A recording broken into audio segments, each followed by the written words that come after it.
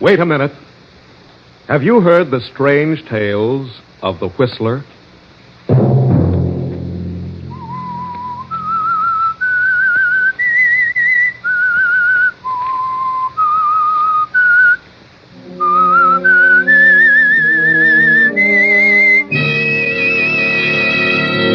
I'm the Whistler. You cops are going to be on the scene of a crime instead of coming in after it's all over. Tonight, I'm going to do a little exterminating. Sunday night, and again CBS presents The Whistler.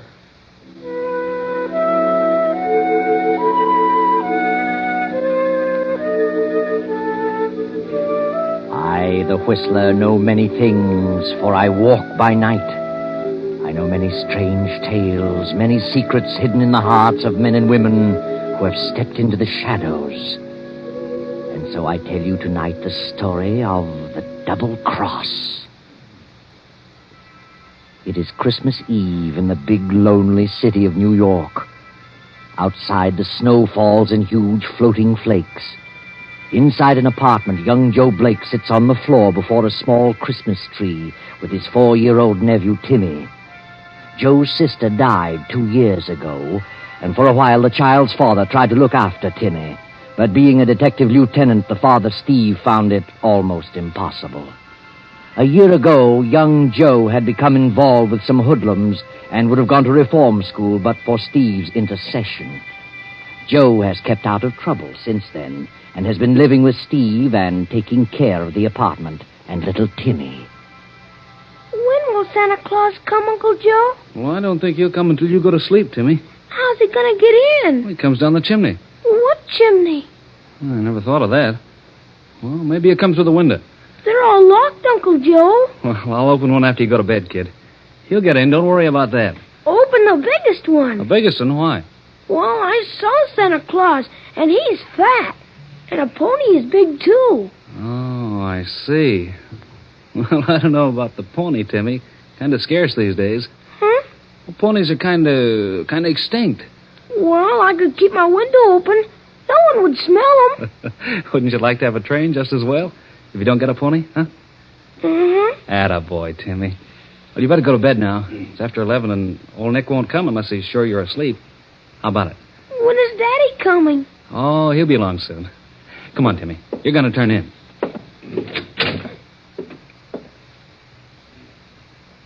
There we are. Tucked in fine. Night, Timmy.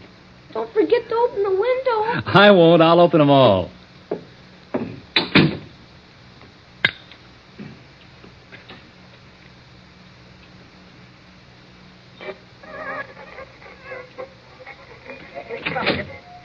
Police call's on the other end of the dial, Joe. Huh? Oh, hello, Steve. I didn't hear you come in. Let me help you. I wasn't looking for the police call. No? I just put Timmy to bed. Why so late? Oh, he wanted to see Santa Claus. He's going to be kind of disappointed in the morning. How so? It's a pony. Well, maybe you can buy him one, Joe. Are you kidding? No. I don't get it. What's the matter with you, Steve? Something go wrong tonight? Have you been here all evening? Why, sure. Haven't been out. Don't I always stay with Timmy when you work late? You didn't slip out for an hour or so while Timmy was asleep, huh? No, why should I? But you could have. Sure I could, but I didn't. Joe, when I got you out of that last scrape, I did it because I had a lot of faith in you. In your promises. I still don't get it. I was the one who got you that relief job in that department store. I vouched for you. I know that. What about it? Somebody opened the store's safe tonight. Somebody with slick fingers. Sensitive fingers like yours, Joe. What? Why, I've been near the store since noon. You sure? Certainly, I'm not crazy. I've had my lesson. I wish I could believe that. I swear I haven't been out of this house. Why should you try to pin anything like this on me just because I'm working there during the holiday season? I'm not trying to pin anything on you. Just has all the earmarks of your abilities to open a safe. That's not fair, Steve. I'm through with that kind of stuff. I got plans. I'm going to make something useful of myself. You're sure you weren't out of this place? I swear I wasn't, Steve. I swear it. Okay. I'll take a chance on it. I'm not on the case, but I heard about it. Now, look, they'll start checking on all the records of guys like you, and they'll probably drop around to see you tomorrow. I didn't leave the house, Steve. I didn't. Okay, but you got to have an alibi. Well, Timmy was here. Timmy's a baby. He won't count. Oh, hello, Steve. Why, evening, Captain. Come on in. Yeah. You know my brother-in-law, Joe. Yeah, I remember him. What can I do for you? Sit down. I was just ready to turn in, but sitting around reading for a couple of hours.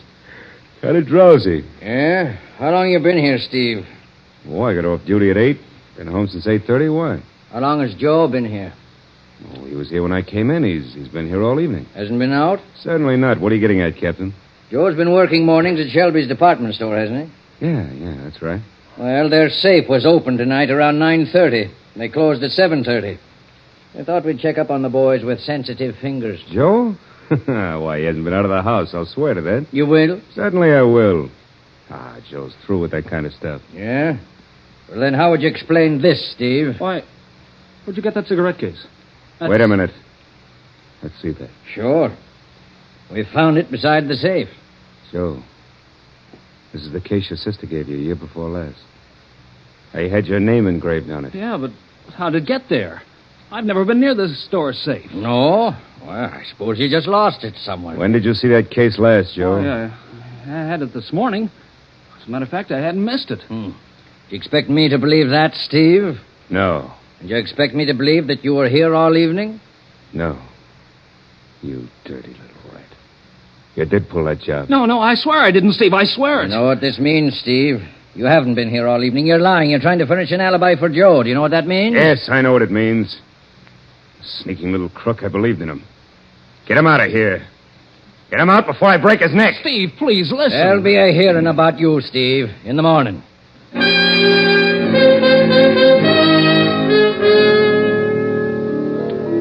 But Joe can't explain how his cigarette case happened to be near the safe. He remembers having lunch with a few of the old gang. Maybe it disappeared then. But nothing can be proved. So Joe is convicted and sent to prison for 2 years. Steve is discharged from the police force and goes into seclusion, his heart filled with bitter hatred for Joe. 2 years pass, and Joe is released, determined to make a success of his life regardless of his past. Steve has disappeared, but Joe meets Della Kenton, daughter of wealthy John Kenton. Della persuades her father to engage Joe as his secretary. Guess who, darling? Huh? Why, I can't imagine. But if I could, I'd guess it was Della. Well, you'd guess right. Are you going to type all day, Joseph? No, not all day, darling. I'll be through in a few minutes. I've got a message for you. I knew you were busy, so I answered the phone. It was a man, thank heaven, and he said to tell you that he'd located your friend Steve. What? Did you get the address? Yes, darling, but don't get so excited. Here it is. 454 East 17th Street. That's certainly a dilapidated part of town. Whom do you know who lives there? A fellow I used to know. I've been trying to locate him for 2 years. Well, it is a sort of a cheap locality, isn't it? May I go with you? Oh, darling, I'd rather you didn't. I won't be gone long. I hope not. And don't forget, Father is arriving on the midnight train, and he expects us to meet him. Yeah, I remember. I'll be back soon. All right, darling. I'll be ready. So long, Della. Just a moment. Haven't you forgotten something? Have I? What? Are you a married man? Certainly not. That is, not yet. Well, then don't act so much like one. Come back here and kiss me. Oh, I'm sorry, Della, darling. I was so excited I forgot. Bye, dear. That's better. Now you can go. Go on. I won't be gone long. I hope not, because I want to talk to you about Christmas. Christmas? Yes, we're going to give a Christmas party, and I want you to help me. Yes, of course, darling. I won't be long.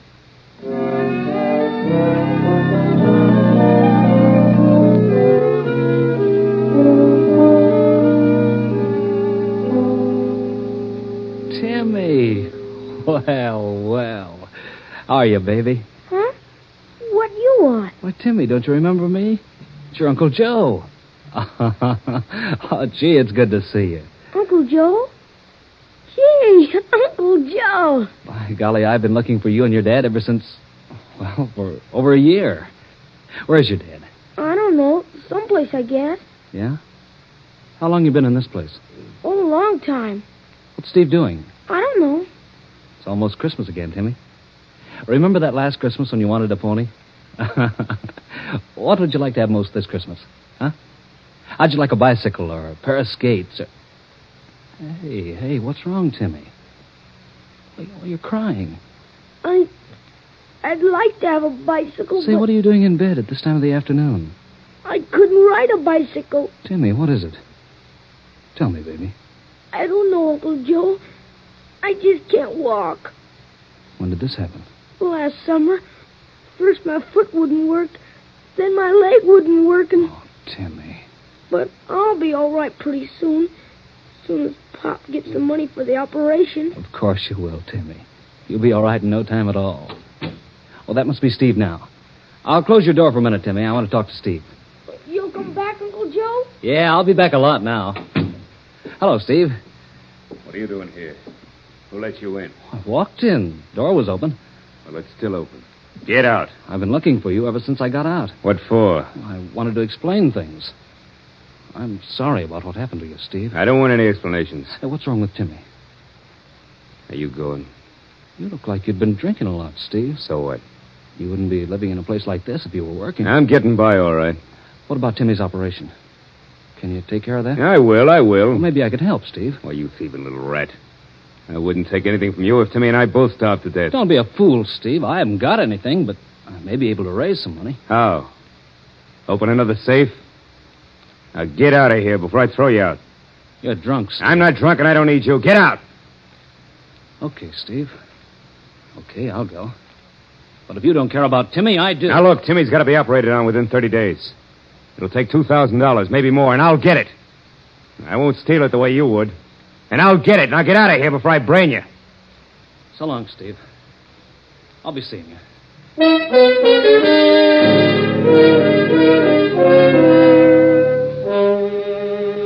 Dusk has descended as Joe leaves the cheap apartment and drives to the palatial estate of his fiancée, Della.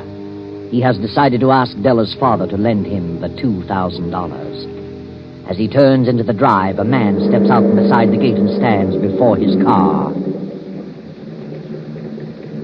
What do you want? I want to talk to you, Joe. Who are you? Freddie Alsage. You remember me, Joe? What do you want, Freddie?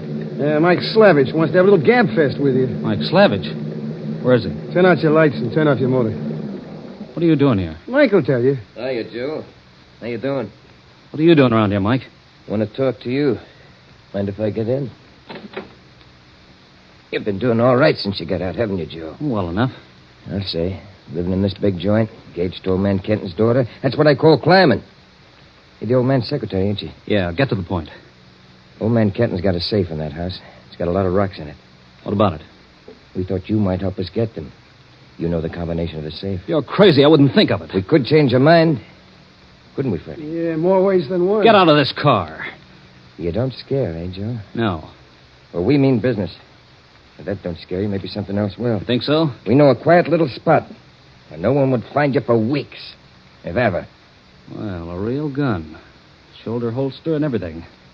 We've come a long way since we were kids, Mike. Started out with cap pistols, and now the real thing. Yep. All you do is squeeze it. It squirts lead instead of water. How far do you think you'd get if you did squeeze it? We've never been pinched yet. No record, no fingerprints, no nothing. First time for everything, huh? Cigarette, Mike? Yeah. Thanks, Joe. Oh. Get a load of the cigarette case, Freddie. Joseph from Della. Fancy stuff. Well, how about it, Joe? Well, looks like I'm stuck. I think you guys mean business. What's your plan? Old man Kenton's out of town. We walk in with you, you open the safe, take the rocks, and we all leave. All leave? We'll take you with us. We'll hide out for a day or so until they start looking for you. You'll be accused, you know. Now, wait a minute. Come on, get going, Joe. Out of that car and up the drive.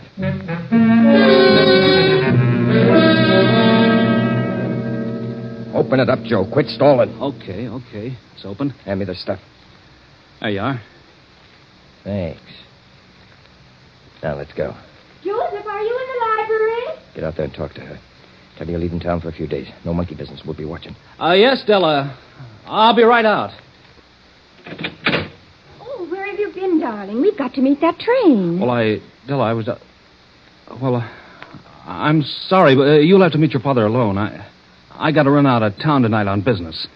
I'll be back in a few days. What? Well, when did this come up? Just a few minutes ago. I'm going to drive. Well, all right, darling, if you must. Will you be back in time for the Christmas party? hope so, Della.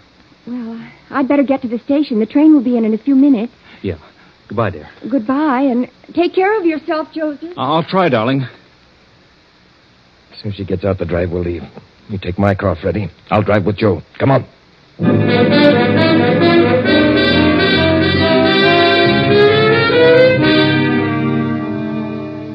Now, 2 days later, the story of the jewel theft breaks in the newspapers. Joe Blake is suspected, and old man Kenton has offered a reward for the recovery of the stones and apprehension of Joe. Gee, Mike, he's offering $10,000 for the recovery of the rocks and $2,500 for the capture of Joe. I see. Well, we'll lay low for a few more days, then skip to Chicago and unload this stuff. Why do that? You got a better deal right here in town. How do you mean, Joe? You'd make a lot more by collecting this reward than you would from a fence out of town. You mean we go back to Kenton and hand over the stuff? Why not? Not a bad idea. We'd have to take you with us and turn you in. Well, certainly. You'd have to do that to prove how you found the jewels. What's your plan? Oh, look. You guys are a couple of private detectives, and you read about the reward, see? You just happened to spot me and grab me. Brought me back to Kenton. You turn over the stuff, and he pays off. I'll make a break for the door. Got to take a few shots at me to make it look real, but you shoot wild. I get away. Then later on, when the coast is clear, I'll drop around. That leaves you in the clear, and I don't get locked up. I think it's a nutty idea. What if it don't work? Shut up. That ain't a bad idea, Joe. I'll take you up on that.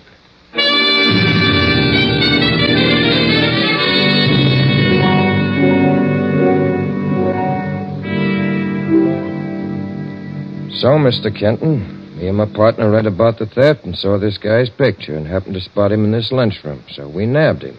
Well, here he is, and there's all your jewelry. Yes, this is all here, every bit of it.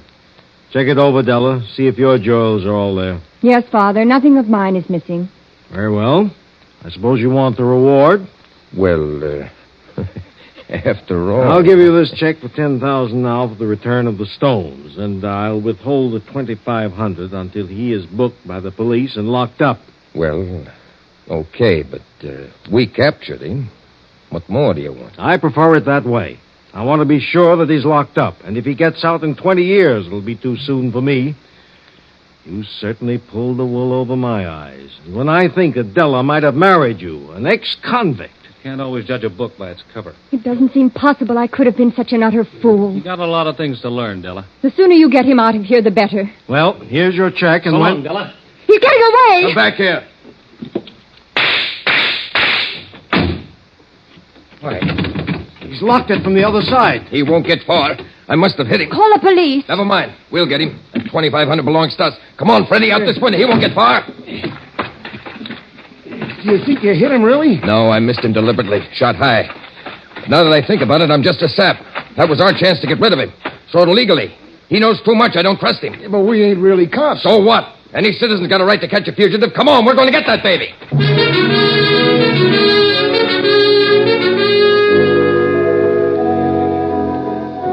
Joe makes a getaway and heads for a little hotel where he hides out for another day. Then the papers break with another story, and Kenton has increased the reward for Joe's capture. Joe studies this over for a while and realizes the possibility of Mike's double-crossing him for the additional reward. He slips out for a while, then returns to his room around 8 in the evening.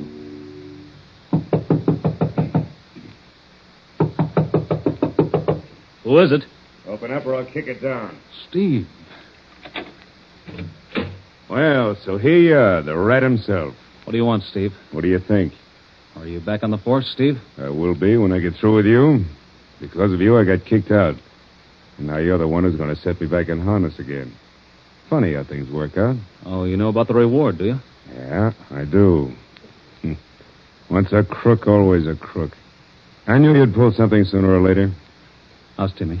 He's just going to be fine in a few days. What do you mean? He can have that operation now. Oh, good. I'm glad to hear that. You're not half as glad as I am.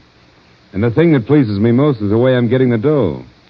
Boy, this rap is going to send you away for 20 years. So what? Get your hat and start walking. And don't try that fade-out stuff on me, because I like you so much, I'd as soon plug you as look at you.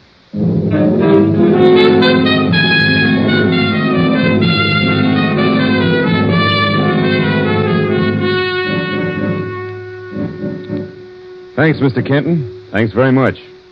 I wouldn't have come out so soon, but, well, this money is a lifesaver. How's that, Bradley? My kid, Timmy's got to have an operation, and I didn't have a cent. Has to be done in a few days, or he won't live. The check's a real Christmas present. Mr. Bradley, what do you think they will do with Joseph? Oh, he'll get 20 years. Two-time loser. What a shame. I had a lot of faith in that boy. So did Della. I just can't understand it. There's been some others who felt that way. Well, what did he have to gain? He was engaged to Della, and he could have had everything. And he was very stupid to do what he did. What do you mean? Well, he took a chance on his life when he escaped from this room. He knew those two men had guns. Good thing for him that the big fella couldn't shoot straight. They fired at him? The big man did, as he went right through that door. Look up above the door. All 3 shots near the ceiling. Yeah. Yeah, I see. You know, I'd say there was either very good shooting or he had a gun that kicked like a mule. It wasn't a big gun. Snub-nosed revolver. Snub-nose. Not a service pistol? No, I'm sure it wasn't. I may drop in on you in a few days, Mr. Kenton. Certainly, Bradley. Anytime.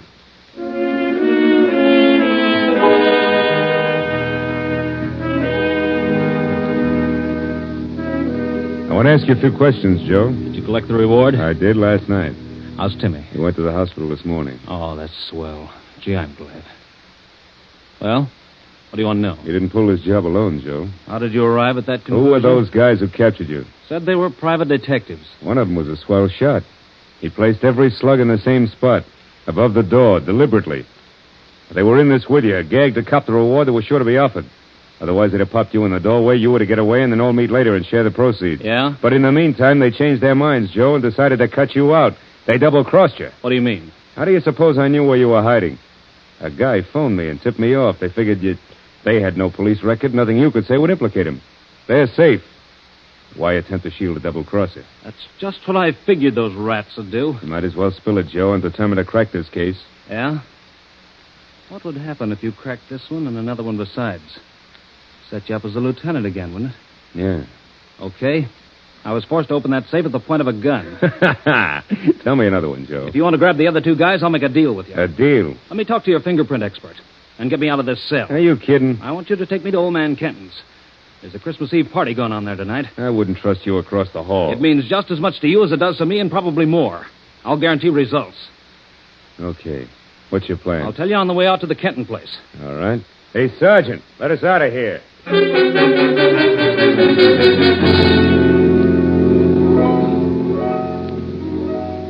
Come with me, gentlemen. Father's waiting for you in the library. Looks like you're going to have quite a party here tonight, Miss Kenton. Yeah, sure does.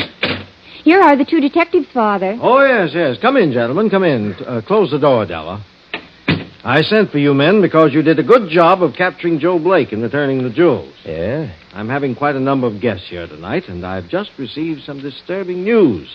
Joe Blake has escaped. Escape? Holy mackerel. He may make another try to steal the jewels while we are occupied with our guests.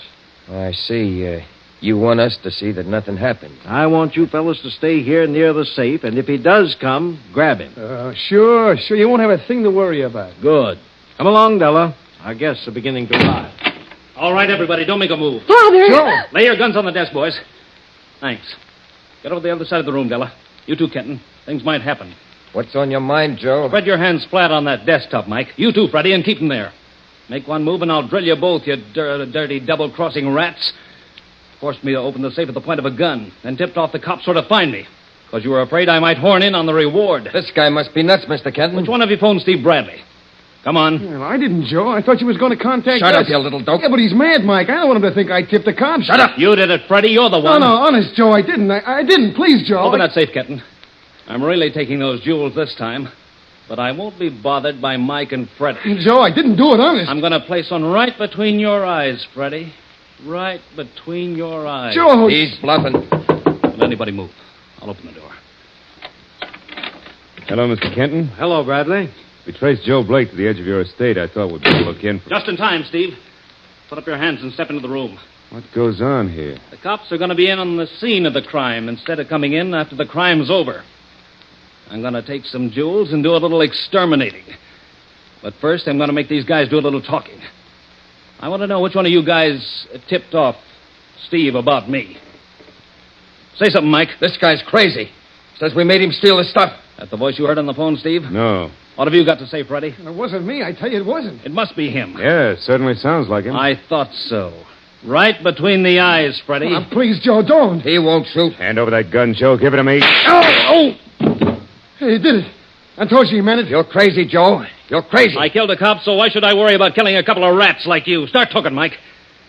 Tell him you guys forced me to open that safe. You can't bluff me. There's no proof of such a thing. No? All right, Sergeant. Check Mike's fingerprints on the glass-top desk. Step on it. Yeah, sure. Mr. Kenton, look in the second drawer of the safe. You'll find my cigarette case wrapped in a handkerchief. What? By George, he's right. I put it there the night I opened the safe. Let the sergeant compare the prints with the ones on the desktop. I've been near that safe since the night the stones disappeared. What are you trying to pull, Joe? You have no police record, Mike. I didn't want you to go through life like that, so I fixed one up for you. Remember the night you forced me into this? I offered you a cigarette? Well, you got a record now, Mike. Well, Mike's prints on the desk check with the ones in the cigarette case. And how about that photo of prints you found on that safe I was supposed to have opened several years ago? You brought them along? Say. Why, they're all the same. They all check. Now you guys start talking. Go on, tell it all. I'll tell nothing. I don't know what you're talking about. Right between the eyes, Freddie. Right between the eyes. Tell him, Mike. Tell him he means it. I'll tell him nothing. Joe! Well, that finishes Freddie. Are you ready to talk, Mike? Yeah, I'll talk, Joe. I'll talk. You robbed that department store. You planted my cigarette case there. You copped it at the lunchroom, didn't you? Yeah, that's right. I had nothing to do with that job. And you did force me to open this safe, didn't you? My cigarette case proves that. Yeah, that's right. I'll admit it. You're innocent, Joe. All right. There you are, Steve.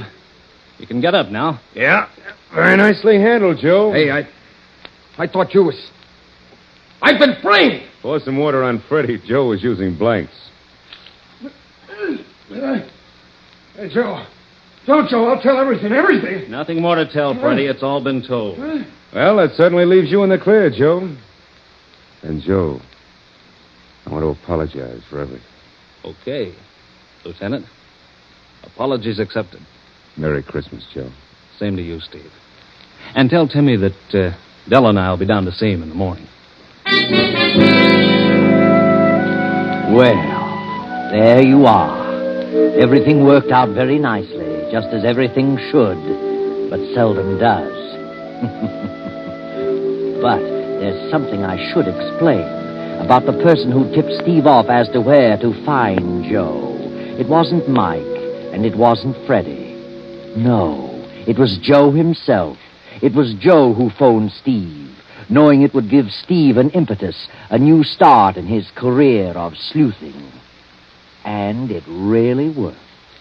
And it saved Timmy's life, and Joe's too, for that matter.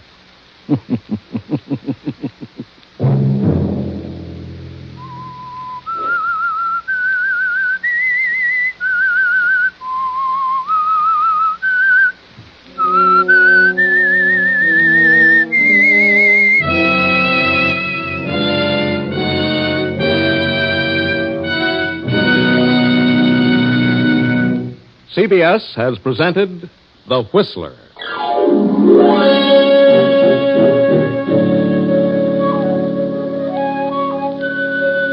Original music for this production was composed and conducted by Wilbur Hatch. The Whistler is written and directed by J. Donald Wilson and originates from Columbia Square in Hollywood.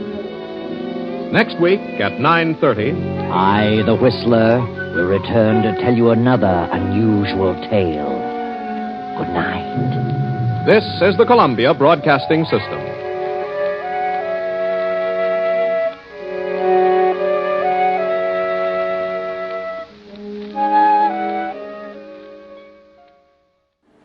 Would you like a shout out? Leave a comment in the section below. Tell me who you want to shout out to, who you want to shout out from, and we'll get it up here for you.